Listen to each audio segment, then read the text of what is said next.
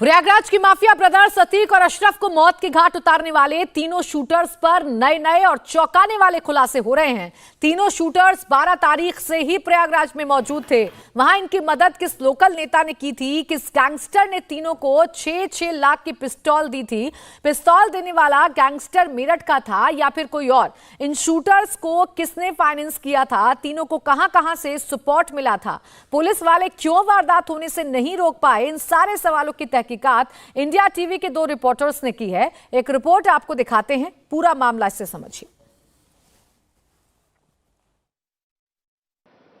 अतीक अहमद और साथ ही अशरफ को मौत के घाट उतारने वाले शूटर्स प्रॉपर इस इलाके की रेकी कर चुके थे। वो पिछले कई दिनों से अतीक और अशरफ के पीछे थे, मौका ढूंढ रहे थे और इस वक्त वो प्रयागराज के रेलवे स्टेशन के पास के इन्हीं जितना जो लॉज का इलाका है, यहां पर किसी लॉज में रुके थे। बाकायदा लॉज में रुक के उन्होंने प्लानिंग की थी, अपने हथियारों को रखा था और पुलिस को उस लॉज के बारे में जानकारी मिल गई है। पुलिस ने वहां से सीसीटीवी का डीवीआर भी उठा लिया है और सबूत इकट्ठे किए जा रहे हैं। हालांकि वो कौन सा लॉज है उस बारे में अभी जानकारी नहीं दी जा रही है। इसका मतलब विशाल कि अचानक से अतीक और अशरफ की हत्या नहीं हुई है। ये पहले से जो रेलवे स्टेशन के पास के लॉज हैं यहां पर रुके थे, रुकने के बाद प्लानिंग की, अपने हथियार रखे और मौका ढूंढा। अपने साथ ये पत्रकारिता का सारा सामान रखते थे, mic ID, camera, I card, लेकिन हथियार भी रखते थे। और सबसे ज्यादा हैरानी की बात यह है कि प्रयागराज के जिस समय रेलवे स्टेशन के पास के जो होटल का इलाका है, लॉज का इलाका है, यहां पर हम लोग मौजूद हैं। यहां के बारे में बताया जा रहा है कि 12 तारीख को यानी कि 12 अप्रैल को शूटर्स तीनों यहां पर आ गए थे। 12 तारीख को कमरे में उन्होंने रुका था और बताया यह जाता है कि एक कोई लोकल ऐसा लीडर है जिन्होंने पूरी तरीके से इनकी मदद की थी और मदद करने के बाद जो होटल लॉज मिला था उनको, उसको लेने में भी अपना रेफरेंस यूज किया था। यानी कि तैयारी पूरी थी। 12 तारीख को शूटर्स पहुंच गए थे। इन्हीं लॉज में बैठ करके पूरी प्लानिंग की गई थी कि किस तरीके से मारना है, कैसे एलिमिनेशन करना है और किस तरीके से इस पूरे एग्जीक्यूशन को विदाउट एनी दिक्कत, विदाउट एनी सपोर्ट और किसी के करना है। निश्चित तौर पर इसको लेकर के शूटर्स आगे बढ़ते हैं और सबसे बड़ा सवाल यह है कि एफआईआर में 5 लोगों का नाम का जिक्र है। 3 लोग सामने आ चुके हैं, ये तीनों शूटर्स हैं। 2 अज्ञात हैं। वो 2 अज्ञात कौन हैं? प्रयागराज के हैं, कासगंज के हैं, हमीरपुर के हैं, बांदा के हैं या फिर कहीं और के हैं। इन 2 लोगों तक भी पहुंचना पुलिस के लिए सामने बड़ी चुनौती है। यही वजह है कि होटल, लॉज और प्रयागराज रेलवे स्टेशन का ये जो पूरा इलाका है, ये तफ्तीश के लिहाज से पुलिस के लिए बहुत ही ज्यादा महत्वपूर्ण है। और दूसरी बड़ी बात यह भी है कि जिस तरीके से आपने बताया, एफआईआर में 2 अज्ञात लोगों का नाम है और हम भी ये जिक्र लगातार कर रहे हैं कि अब जब इनको कस्टडी में लेके पूछताछ की जाएगी तो शूटर्स के पीछे कौन है, किसका हाथ है, वो भी साफ आ जाएगा। क्योंकि कुछ विधायक, कुछ लोकल लीडर्स के नाम कहीं ना कहीं सामने आ रहे थे। और हथियार के बारे में भी आपने कोई अहम जानकारी अभी दी है? हथियार जो इनके पास से मिले हैं वो इन तक कहां तक कैसे पहुंचे? क्योंकि वो तो इस तरीके के हथियार हैं, बहुत महंगे हैं और पाकिस्तान के जरिए, ड्रोन के जरिए वो भारत में भेजे जाते हैं।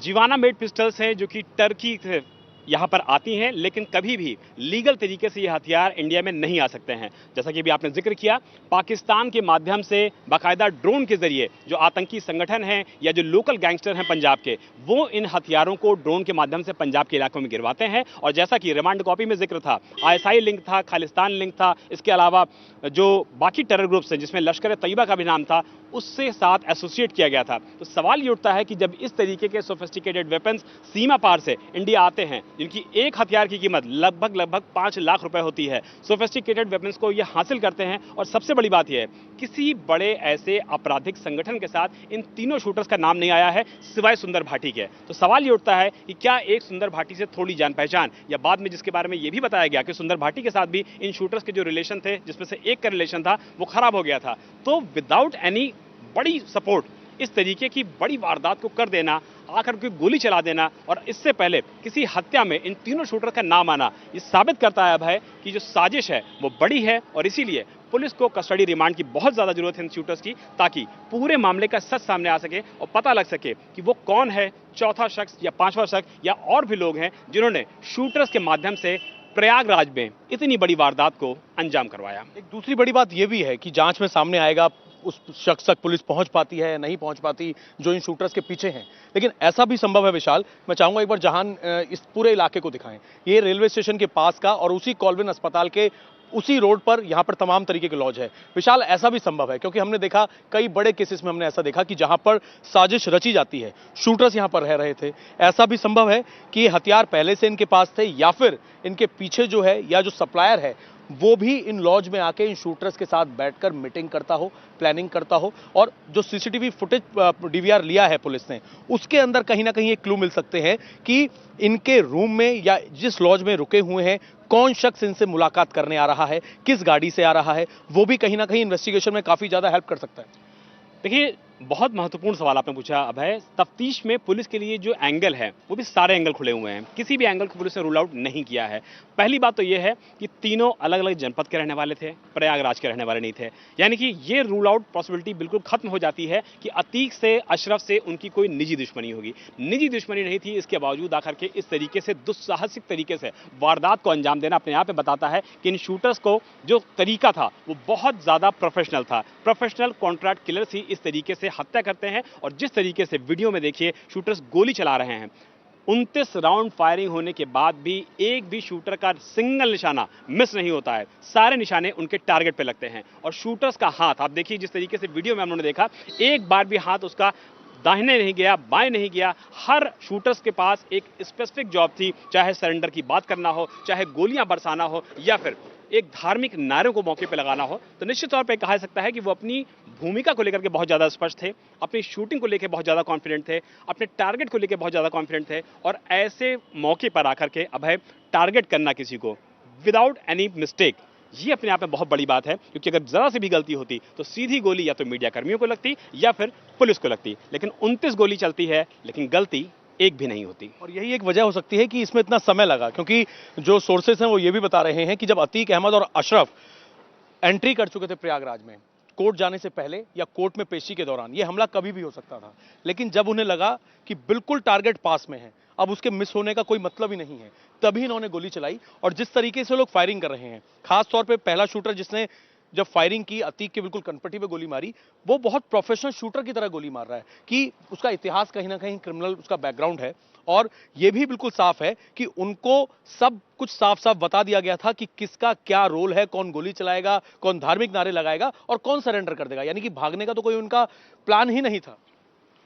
भागने का प्लान नहीं था। और सबसे महत्वपूर्ण बात यह है कि ऐसी कांड में शामिल हुए शूटर्स, इससे पहले इनका कोई भी इस तरीके का रिकॉर्ड नहीं आया है, कम से कम इस तरीके की प्रोफेशनल किलिंग करने वाला, जिसमें जाकर के इन्होंने कहीं गोली मारी हो।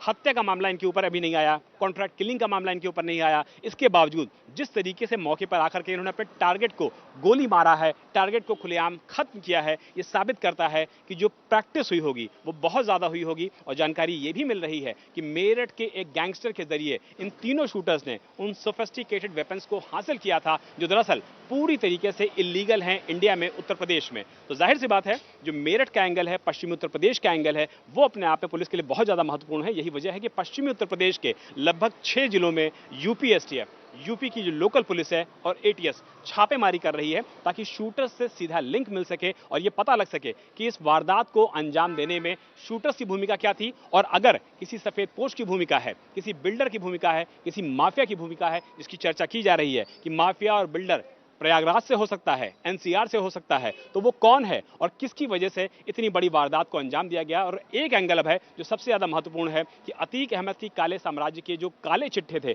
चाहे उसमें पैसों की बात कर लिया जाए या फिर उसके राजनीतिक कनेक्शन की बात कर लिया जाए, कोई ना कोई तो ऐसा था जो अतीक अहमद से अपने संबंधों को छुपाना चाह रहा था, या फिर अतीक अहमद का काला साम्राज्य का जो काला पैसा था वो जिसके पास था, वो उस पैसे को पूरी तरीके से अपने पास रखना चाह रहा था। यही वजह है कि शूटआउट एक होता है लेकिन खत्म होते हैं दोनों माफिया ब्रदर्स एक साथ। देखिए बिल्कुल, और जैसे ही माफिया ब्रदर्स खत्म होते हैं तो वो किसके बारे में क्या अहम जानकारी पुलिस को दे सकते थे, एक हत्या के पीछे की वजह ये भी हो सकती है। पुलिस की जांच लगातार जारी है और ये जो इलाका है, यहाँ पर पुलिस ने तमाम सीसीटीवी कैमरों के जो डीवीआर हैं वो अपने कब्जे में ले लिए हैं ताकि शूटर्स के पीछे कौन है उसका पता लगाया जा सके। इंडिया टीवी हर वक्त हर जगह डाउनलोड करने के लिए सर्च करें India TV news Google play store या ऐप स्टोर पर।